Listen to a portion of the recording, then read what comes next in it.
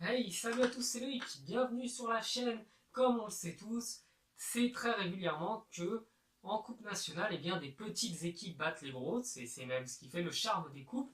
Et comme on connaît surtout les exploits en championnat français, en Coupe de France, j'ai décidé aussi de vous parler d'un petit peu tous les championnats. J'essaie de retrouver les informations, et j'espère que ça vous plaira. On va commencer avec le 3 octobre 1984 en Espagne. Donc c'est le grand FC Barcelone qui affrontait le FC Metz. Donc c'était un match de Coupe d'Europe et à l'aller, les Messins s'étaient inclinés chez eux 4-2. Donc on se disait que le Barça allait remporter ce match-là. Et au final, ce sont les Messins qui sont venus gagner en Catalogne 4-1.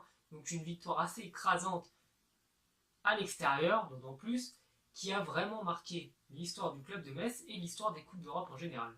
Donc, bon, on s'est pas mal foutu des Marseillais ces derniers temps avec leur match nul contre Limassol, mais il n'y a pas que qui sont venus buter à Chypre, il y a également l'OL, donc c'était en Coupe d'Europe en huitième de finale, le 8 mars 2012. Donc Lyon avait gagné 1-0 en huitième de finale et devait s'imposer ou faire au moins 0-0 ou match nul à Chypre pour gagner. Manque de bol pour eux, et bien c'est Nicosie qui a réussi à marquer, à aller jusqu'aux prolongations et s'est qualifié au tir au but. Donc une victoire assez pitoyable des Lyonnais, même s'ils ont fait des grands exploits face au Real de Madrid et d'autres clubs en Europe.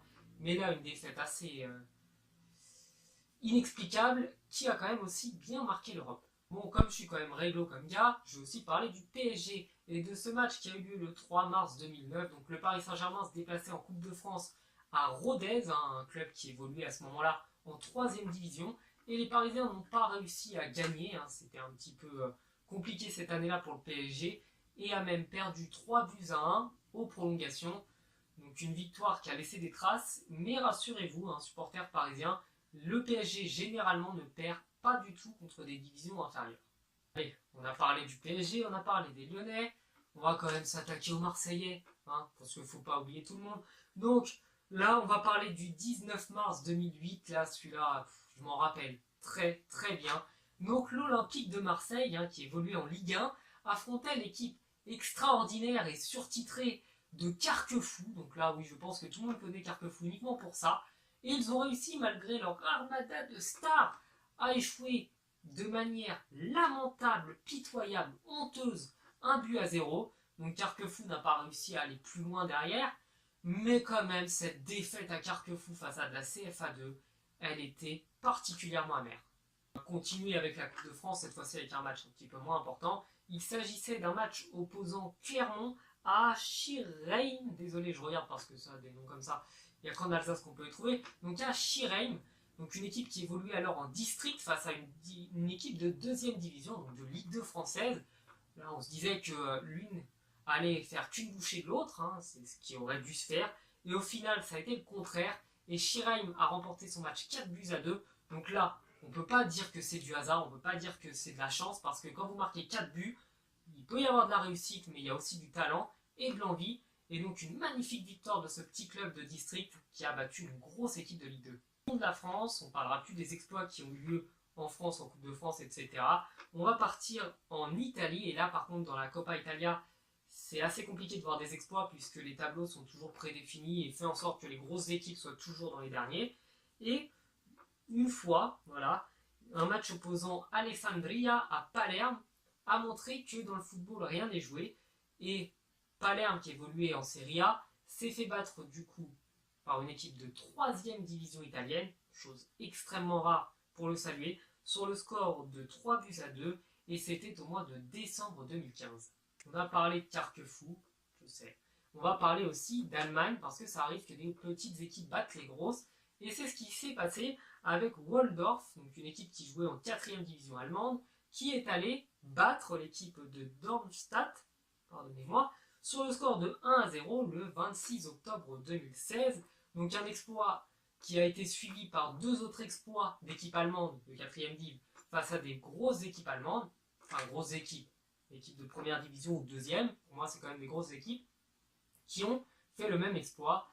Là maintenant on part d'Allemagne, on va en Angleterre avec cette défaite très surprenante de Manchester United face à Derby County. Donc c'est un match qui a eu lieu le 25 septembre 2018, donc assez récent au moment où je tourne la vidéo.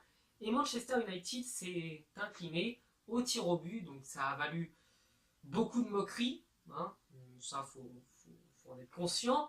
Ça a valu également à Paul Pogba d'être mis un petit peu sur la touche et d'avoir des tensions avec Mourinho. Mourinho qui au passage est insupportable et que je n'aime pas du tout.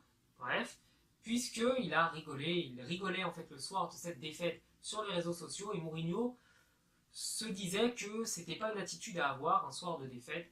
Donc, petite tension liée à cette victoire surprenante de Derby, quand même, qui méritait la place dans le classement. Maintenant, le meilleur pour la fin, voilà, je sais, je pense que vous deviez l'attendre, c'est en Espagne également, et c'est le petit club d'Alcaron, un club de 4ème division, qui est parvenu à gagner 4-0, là pas face à des équipes moyennes, hein, mais face au grand Real de Madrid. Donc malgré le fait qu'il y avait le match retour, qu'on aurait pu voir une remontada, une victoire 5-0, une manuta comme on dit en espagnol, mais non, eh bien, les Madrilènes n'ont gagné que 1-0 avec une bonne armée de stars face à des amateurs. Donc, je pense que c'est le plus gros exploit qu'on a pu voir dans des compétitions en Europe, dans des championnats européens. Donc, une grande victoire pour ce petit club qui a montré qu'on a beau avoir 600 ou 700 millions de budget, eh bien, si un soir vous n'avez pas l'envie et que les joueurs n'ont pas envie de gagner, ils ne pourront rien faire. Voilà, j'espère que la vidéo vous aura plu. J'espère aussi que je pourrai faire un montage sympa parce que là j'ai un petit peu peiné sur cette vidéo, je m'en excuse si ça ne vous a pas trop plu. Si ça vous a plu, vous pouvez me le dire dans les commentaires et vous abonner à la chaîne pour ne rien manquer. Donc je vous donne rendez-vous pour de prochaines vidéos. Ciao!